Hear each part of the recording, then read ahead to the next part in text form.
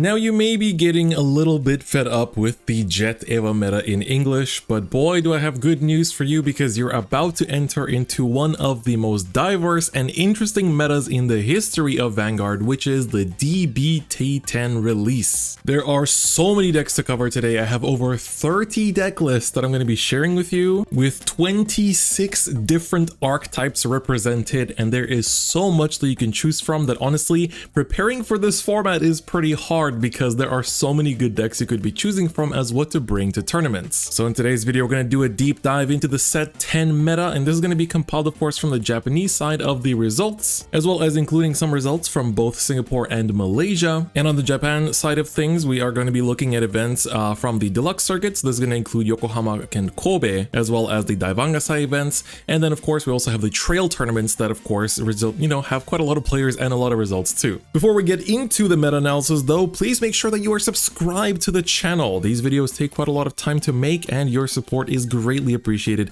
and I need your help to reach 100,000 subscribers, so that would be super appreciated. And of course, as always, these deck lists are sourced from the VG Paradox website run by our very own Fuzzy Paradox. Make sure you check out the website for easy access and an easy look into the meta and a lot of these deck lists, and a lot more deck lists than what I feature in these videos too. All the links as always are in the description. We're gonna go in the order of nations and gonna be starting off with Gandiva, the biggest surprise as well as biggest success story from the set. I already did an in-depth video on what Gandiva does, so I do recommend you check that out, and I included 5 different deck lists in that video, so please do watch it. So therefore in this video, we're going to just show one. And so this list is from the first place in Daivangasai, piloted by Man Long, and it's one of the hybrid Gandiva lists where you basically run both the engine of Gandiva to set up your bind zone in order to get the extra power and the crit from Gandiva's own effect to your front row, and then also of course you want the Alpha Car at 4 to do the multi-tax, and then it kind of depends on how you tech out the rest of the deck. If you run a Meteor Flare Dragon, that means you're basically teching for the Eva matchup. If you run Brachio Force, you may be playing the deck a bit more aggressively. And your heal lineup, you're going to notice this through a lot of decks in today's video. A lot of people are playing heals that are the counter heals for crits because Eva and Gandiva are both very popular decks in tournaments. And Zorga has also been very popular, and of course that is also going to come up there too. But you'll see that in the Festival Collection meta, that is going to be, the next video I'm going to do for this meta-analysis series, you'll notice that the restand heals are going to be more popular there most likely. So it's going to be interesting to see how things will change. The next Dragon Empire deck we're going to look at is the End. So this is an interesting build for the End after set 10. So as you can see, it includes 4 of the cycle cards. So all of the cycle cards, basically they all have the same effect in all the nations, where when you discard them during the ride phase, you can Solas 1 and bot deck them to draw 1, so that way your hand doesn't empty out when you discard for the ride deck. But it's still an interesting card because by, being on Persona Ride, you can Counterblast 1 and retire an opponent's column, which is actually quite strong in both the current meta as well as the Festival Booster meta too. But this list is actually from Natsuki, who is very well known for Kagero. Like, he was the one that made the Nizar premium deck in the past with like the critical overlords.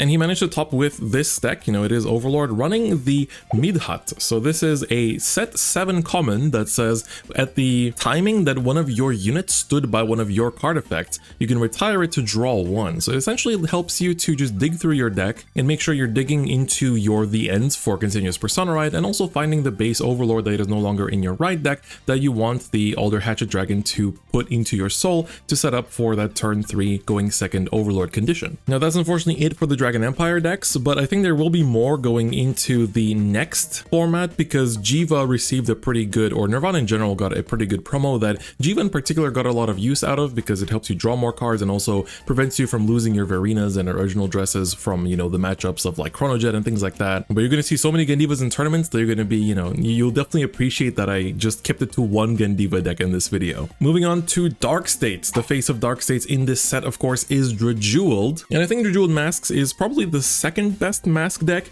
There is quite a big gap between Zorga and Drejeweled in my opinion, but Drejeweled Masks is interesting because initially people didn't think too highly of it because you have to get rid of a different name Drejeweled in order to get the crit and put 2 cards to your soul, which is quite nice. And then the other kind of issue, I guess, is that the ability to put your opponent's power to 1 is now tied behind a Kettle Blast, because on top of putting the power to 1, you also retire 2 of their rear guards. But now, while the deck overall is very Counterblast heavy because of things like Rokagur and the regular Drejeweled Jewel having to cost Counterblast, but this is essentially one of the going second decks of this format, where if you go second, you can, expect that your opponent going first will push you with quite a lot of damage, and therefore you'll have the Counterblast to not only use your Jewels, multiple Jewels, as well as using your Rockagors to restand, to basically have a deck that has one of the most aggressive and powerful turn 3 bursts in the entire game. Like, the turn 3 burst of this deck is ridiculous, especially if you have like double Swirler lined up. And in the early game, you can also aggress quite a bit, thanks to Gunganram helping you draw cards. And of course, in Japan, having the Enpusa promo helps a lot, because that way you have two different kinds of restanders. Rockagor, of course, does cost Counterblast, but Enpusa helps you to also recycle your Jeweled, so you can keep masking up every turn and generating more soul. So I think definitely don't sleep on Jeweled. It is a very strong deck, and like I do run into it in tournaments quite often, and it's just because I mainly play Eva that I'm able to withstand the really strong going second turn 3s from this deck. But a deck that isn't as, able to tutor PGs and kind of like beef up its defenses might struggle a lot more against Jewel. Moving forward, we have Chronojet, and this Chronojet has changed a lot for those of you watching this from the English side, because Chronojet has of course received a restriction in Japanese. So both the Jeweled list we looked at as well as this Chronojet list come from the Trail tournament that was held in May. But so Chronojet of course has GG as well as Swirler being choice restricted, and initially a lot of people kept with the Swirler and took out the GG and basically were like, well, if you don't have Swirler, the power's too low and therefore you're not able to do anything. But people quickly picked up on Sargon, a rare that I briefly mentioned in the past from set 9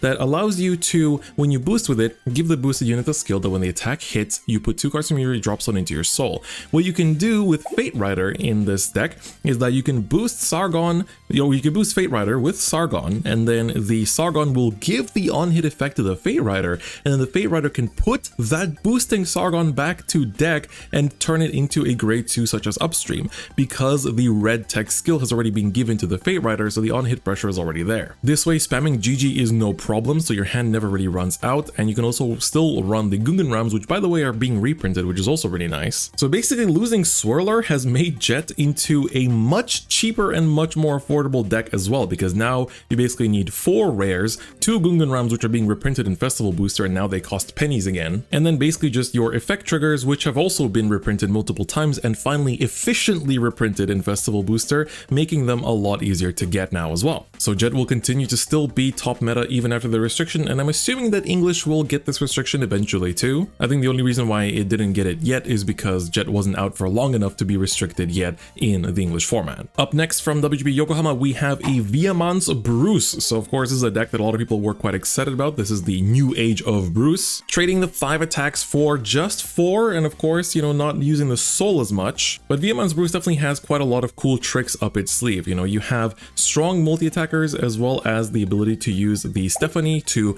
beef up yourself during your opponent's turn, so your Vanguard is 18k because you stay in Final Rush. The Mabel sort of comes back to give triple drive to your Vanguard. Just keep in mind that Elementaria Sanctitude will proc now. But the main reason why I'm even highlighting this deck is because of a card that it received in set 10, which is Patrick. So Patrick is a really strong card, which is a grade 2 that is a 20k attacker, and when it attacks the Vanguard, if you are in Final Rush, you can Soul Blast 1 and choose an opponent's rear and move it to the Guardian Circle, but if you're in Final Burst, you move 2.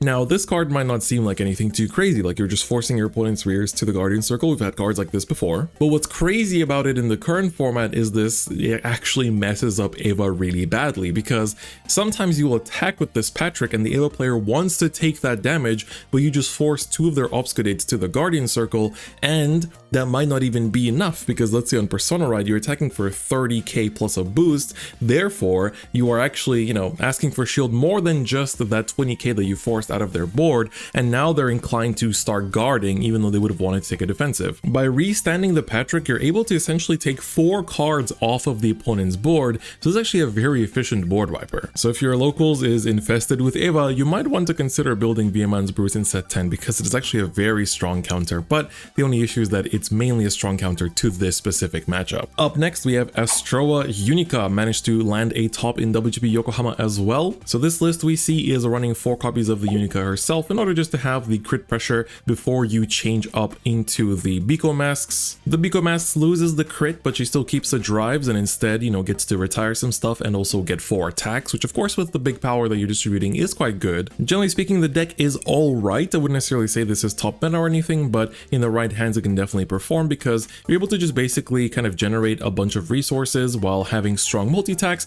and the ability of the Clean Sweep Dragon is also going to be very strong against certain matchups like Eva, where you're able to just kind of remove their board and generally speaking just punish a lot of decks that won't really appreciate it. And finally, from WGB Yokohama, we have a Lukier list which also topped, and I've actually run into this Lukier list before as well, essentially using Sargon here as well in order to make sure that your soul is always full of parts that you can call out with Lukier, running the lean to kind of filter through your soul, a lot of the Pale Moon cards themselves in order to, you know, work them with Lukier too. Surprisingly, only one copy of the Lillian, which is in the ride deck, but I mean, as long as it's in your ride deck, it'll be in your soul at all times, so it's an easy and accessible multi-attacker too, or attack target rather. And just in general, you can kind of see that there's a lot of good stuff put into this, even Clean Sweep for some of those more tricky matchups where you need to get rid of your opponent's board. And thanks to the fact that this deck has a counter charge, you can definitely get away with burning through some of that counterblast too. Moving on to Brandt Gate, and here we're going to have a lot of different archetypes to show you, and I'm going to show you multiple variants of sub decks too, starting off with Eva. So Eva is of course one of the best decks in the format, and she gets some nice support in set 10 as well, not directly, but the generic is very good. So this is Habitable Zone, where it's a cycle card where when you ditch it during your ride phase, you can Soul Blast 1 and put it to bot deck to draw 1.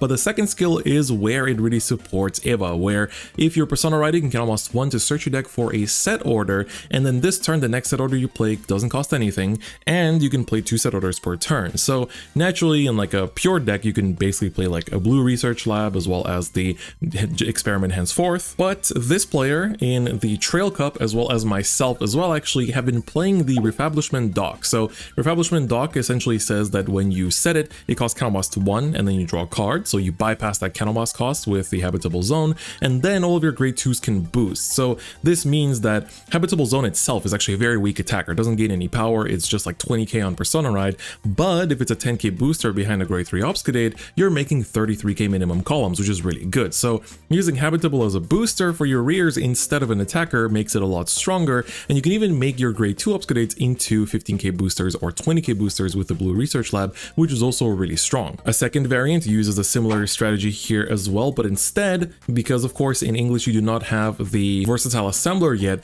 here you see the Zoride Shteruma, which is a double rare from set 10, which basically says that when you play a set order from your hand, it gets plus 5k and then checks top 5 of your deck to find a set order from among them and add it to your hand. So that way you're basically trying to freely fill up your hand with set orders every turn and then be able to set your researchers every turn consistently. This is also a 15k booster, so that's also very good in order to make your grade 3 Obfuscates hit for amazing numbers. And the third variant of Eva, can you tell that this is my favorite deck? I actually ran one copy of the Experiment Successful because this is actually pretty useful in matchups where you need to touch the back row and actually get rid of your opponent's back row rearguards. And by being able to set 2 cards or 2 set orders at the same time through Habitable Zone, you're able to play a bit more orders because you can actually tutor them. You can play one-ofs and find them in your deck now. So we might see more tutoring, especially I think in the English format, you might see some more creativity with these set order lineups. And also running 2 copies of the Lady Fencer, the grade 1, who says if you have 2 or more cards in your order zone, gets plus 5k. So 13k consistent on both players' turns is pretty good, and also making your grade 2 Obfuscate hit for relatively good numbers too.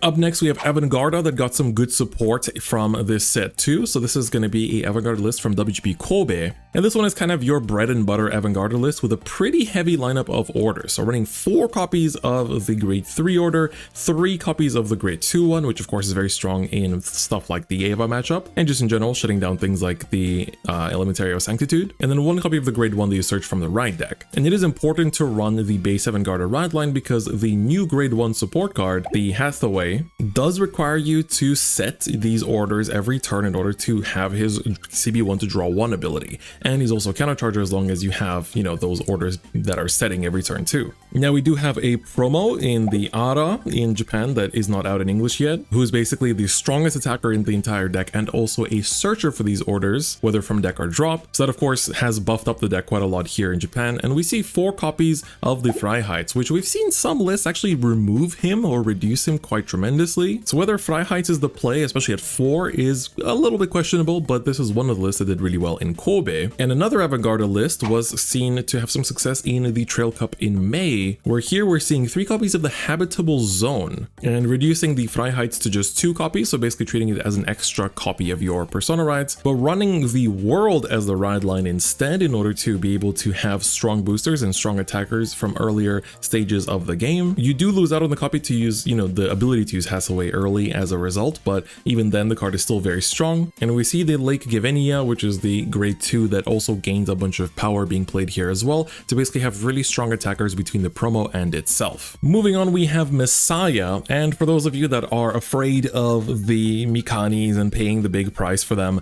I have some good news for you, because in the Trail Cup in May, there was a Messiah list that was out of the box with just the addition of fronts that managed to top. So this is definitely good news, as Mikani is a great card, but it's mainly used as a Vanguard booster to apply some pressure in the early turns and as like a 1-2 soul generator earlier or later in the game. So using the claw that comes in the Messiah Stride deck set is just as fine, and all you really need to pick up is the effect front triggers, which aren't exactly that expensive, and Elementaria Sanctitude of course does give you an edge, but it's not necessarily a must-have card either. It really depends on how far and how competitive you want to be. Like if you're just going to be playing in locals, I wouldn't necessarily say you need to shell out on like Elementaria Sanctitude, but if you're going to be traveling around and going to like Springfest and BCS and WGP, then obviously you want to be having a, as competitive deck as possible. Here's another variant of Messiah. So this one was running 4 fronts actually, and here we do see the Mikani as well. We can always see that basically with Messiah, you kind of give up on the fact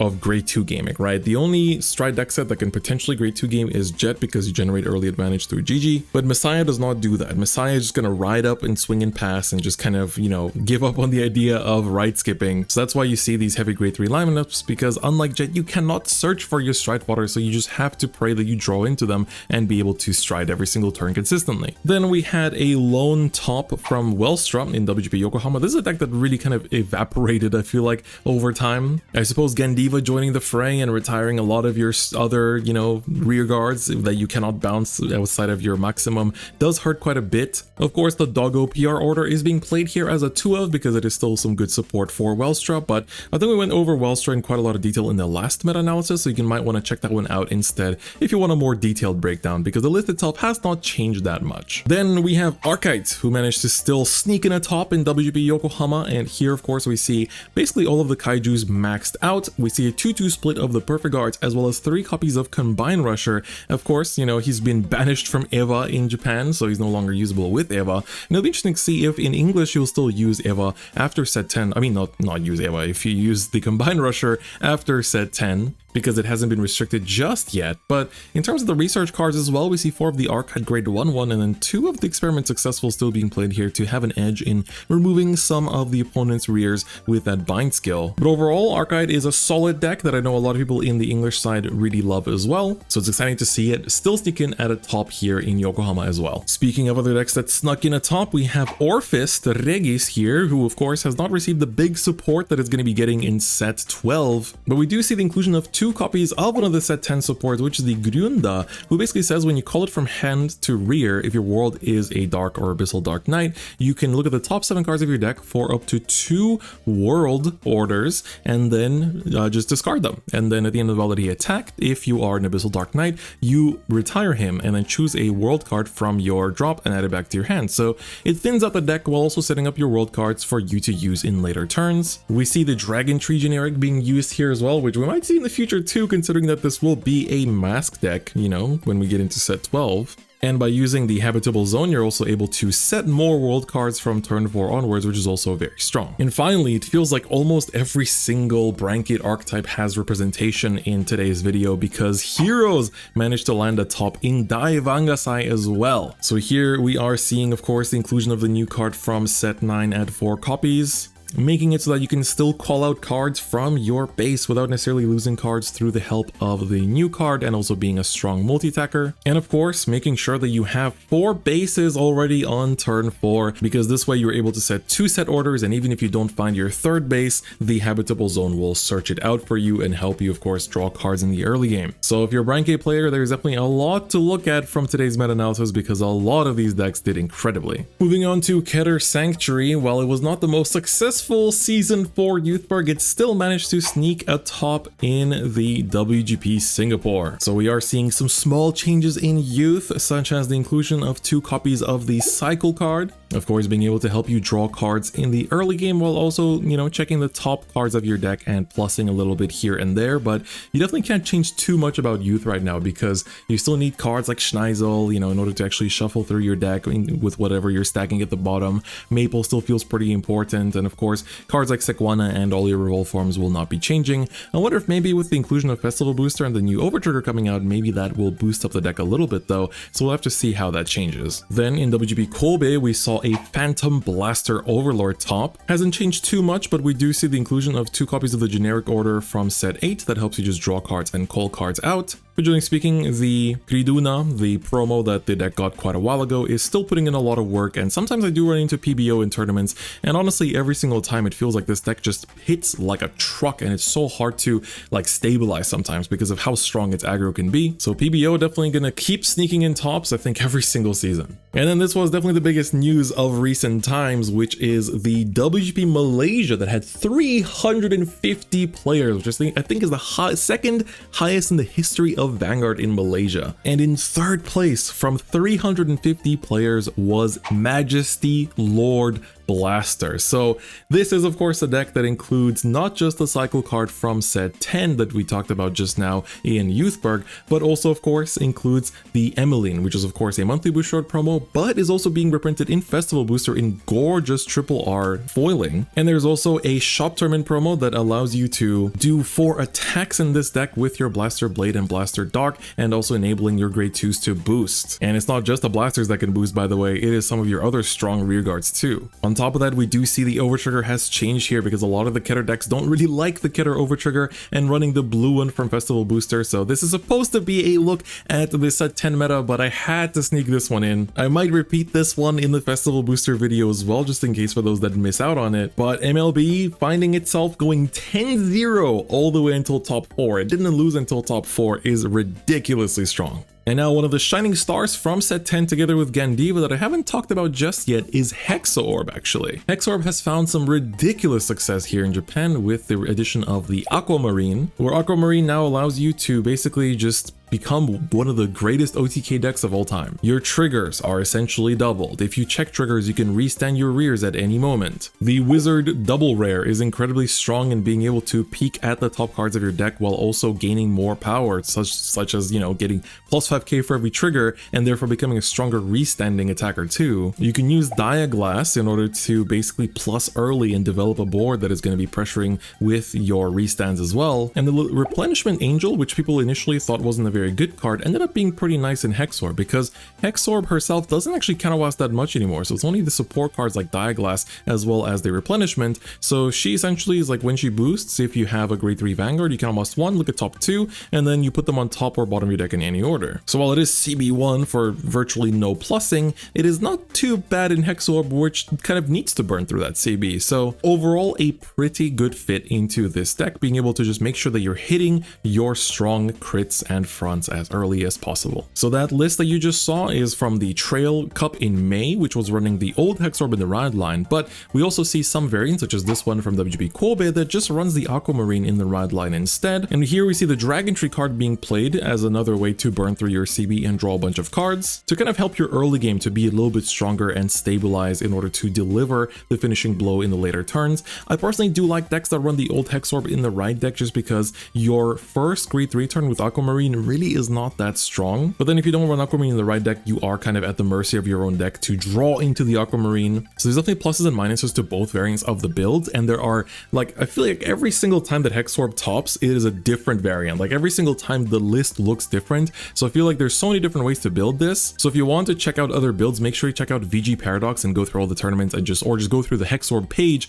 and look at all the lists that manage to top. And the final Keter deck we're going to feature is Minerva. This list has not changed much. There is a new promo promo that has come out recently, which of course does buff up this deck quite a bit, but we haven't really seen too much results with that promo just yet. So maybe in the coming tournaments, you know, throughout May and June, we'll see some results. But Minerva is still a very solid and strong and good deck too. Moving forward to Stoicheia, we have the strongest of the mask decks, which is Zorga, and this is the winning list from WGP Kobe, and this is probably my favorite of the Zorga list that I've seen succeed as well. We've seen Grave Zorga lists, but I feel like Blue Zorga is the one that benefits from the mask mechanic the most, because you're able to use his axe skill to revive something before masking up and using Shadow Cloak to bounce whatever you revived. So you can revive your Persona Ride with the Zorga masks, or you can revive your PGs or your OT to guard with later down the line. But of course, the Zorga masks is really good. Of course, letting you Alchemagic with 2 of the same order, which I believe is a first, giving your front row plus 10k as long as you've Alchemagicked,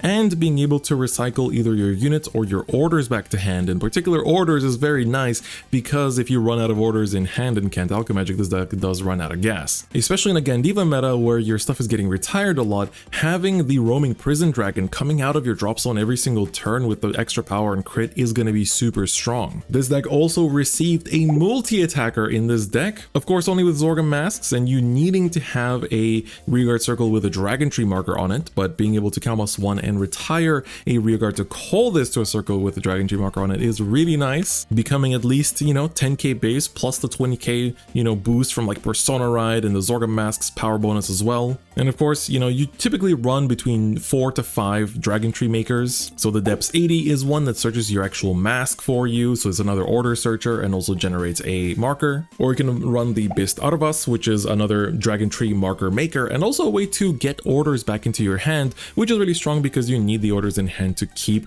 doing your Alchemagic. The order lineup also definitely changes depending on the list, but I really like this one because the cup is good because you really do rely on Persona Riding in this deck, so even if you don't draw Persona Ride, the cup will kind of do that for you and Shadow Cloak can search it. In general, you can afford to run a lot of one-ofs, so you're seeing the, I think Grief, Despair, and Rejection is what the countercharging order is called, you know, to basically clear off your sitting RPDs from your board in order to recall them again later. So just in general, Zorga is really, really good in this format and also pretty hard to play. I build Zorga myself and I've been learning it, but it has been quite a bit of a challenge. Moving forward, Magnolia has gotten some tops as well, and this is a Magnolia from the Trail Challenge Cup, which was not a team event. All of these other ones have been team events. This one's a solos. So this one topped with just regular Magnolia, and you can see it's completely maxed out to the brim with that deluxe prize card OT, the Urara crits, the Megumi draws, the Mashiro Bang Dream crits with a sign on them. I think the biggest boon to this deck is actually the Tideline Dragon, who says when you're Persona Riding, you can Soul Blast 1 and give itself as one of your other rear guards plus 10k power. So you can basically use your Tidelines if you have multiples to just buff up your entire board and then just hit like a truck. You don't even need Gunosa anymore to hit for insane numbers.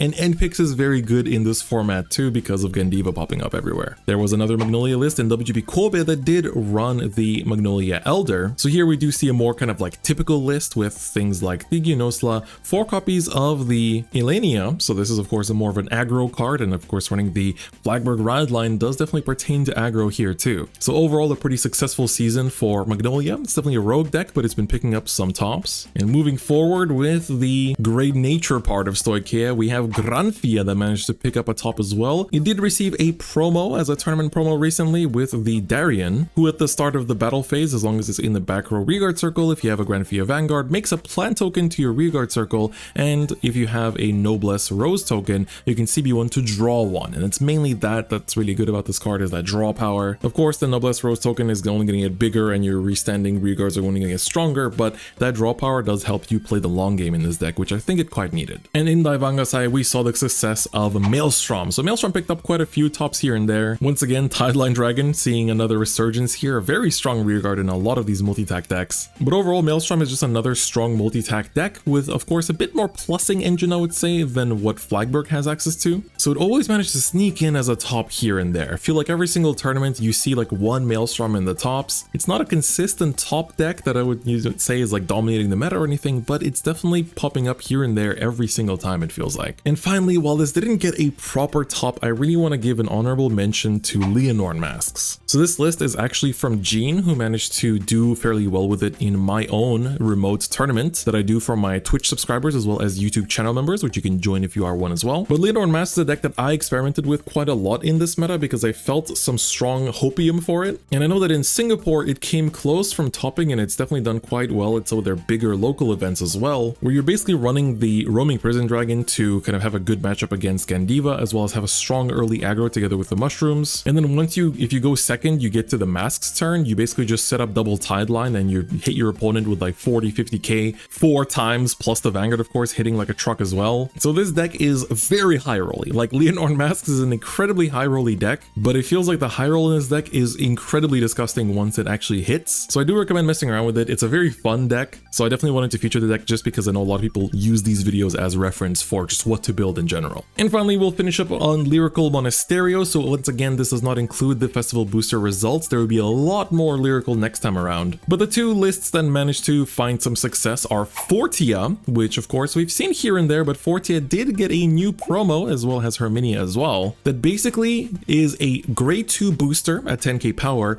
and a card that when is placed on rear during your main phase lets you empty out your soul, which is good for Herminia. But if you have a powerful or friend ability Vanguard, lets you search your drop for a card with a friend or full power or powerful ability and call it to rear. So what's really strong is that this lets you recycle your melties. This helps you recycle any of your other friend parts as well. So I think Fortia definitely got a huge boost from this promo that was in monthly Bushiroad. And next time we'll also feature a Herminia that used cards including this promo as well as Festival Booster to find a top as well. And the final deck is of course Buran with Lutetia. So this is the man who manages to top with Lutetia all the time, and they actually won WGP Yokohama with Lutetia in the team lineup. I'm curious to see how Buran will build Lutetia after the festival booster support that this deck has received, because of course it is a very strong lyrical deck with that restanding Vanguard pressure. And that is going to be it for the meta-analysis for set 10. There's been so many decks and there's so many good results. I'll do a different kind of meta-analysis going forward as well, where I'm actually planning to do tier lists for these sets as well to kind of rank